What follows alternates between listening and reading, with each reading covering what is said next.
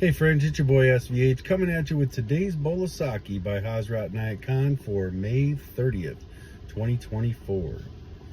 All the disharmony of the world caused by religious differences is the result of man's failure to understand that religion is one, truth is one, God is one. How can there be two religions? So, Murshid goes on to say here that God is one, the truth is one. How can there be two religions? There is one religion, the only religion. Yes, we are living in different lands, but under one sky. So we have many churches, but one God. Many scriptures, but one wisdom. Many souls, but one spirit. The only Spirit of God. And this is so true, and I've had these questions that burnt in my mind from a young age, probably 7 or 8, 9 years old, wondering, how can there only be one religion that's right when there's so many religions in the world? And how can ours be right but everybody else's be wrong? Because this was kind of a common theme growing up. And looking at our own religion, looking at, growing up as a Christian, looking at the different denominations of churches too. There's Baptist, Nazarene, Pentecostal, Lutheran, evangelistic, all these different types of churches and denominations that believed very differently about their interpretations of the Bible, or better yet, the teachings of Christ. And so I always had these questions like, how do we know we're right and that person's wrong? Or how is it that Buddhist that, prays, so many hours a day and devotes their whole life to this religious piety, is not going to heaven by our standards, these types of things. So I always had these burning questions.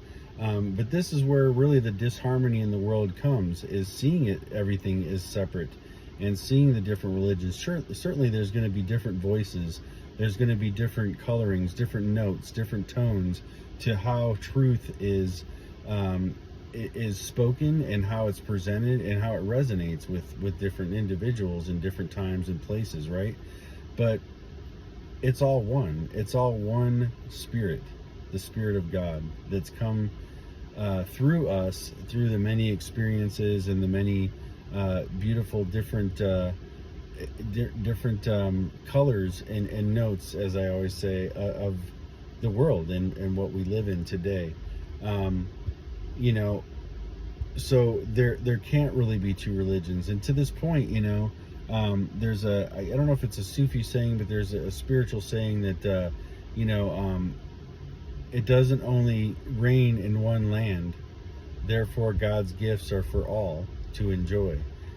So when you think of it in that sense, when you think of it as this religious context or this spiritual context or God context, it's easy to get dogmatic and put things into different buckets, and see it as separate. And it's hard to see it all as one. But when you look at something like that, like nature, right? The sun shines everywhere at some point in the day, for the most part.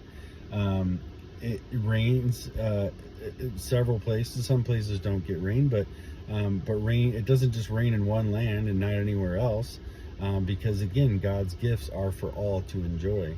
And we forget that every aspect of life is a gift from God. It's an opportunity to remember the beauty and the divine essence of the Creator, and that this was all created for our enjoyment, for our experience, for us to understand and to grow by being here and to get closer to that divine nature of our own reality. So just a couple thoughts on today's Bowl of Saki, and I will be back again tomorrow with another.